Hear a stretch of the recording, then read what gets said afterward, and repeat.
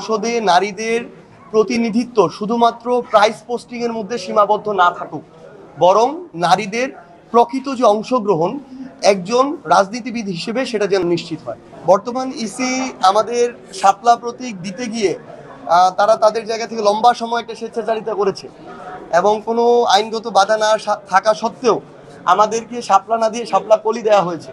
তারপরও যেহেতু সামনে নির্বাচন এবং এই এককেন্দ্রিক ইস্যু নিয়ে আবার দীর্ঘ সময়ের একটা লড়াই, এই বিষয়টাকে আমরা একপাশে রেখে যেহেতু আমাদের সমর্থক এবং যারা শুভাকাঙ্ক্ষী রয়েছেন তারা ইতিমধ্যে এটিকে গ্রহণ করেছেন, আমরা শাপলা কলি নিয়ে যাচ্ছি।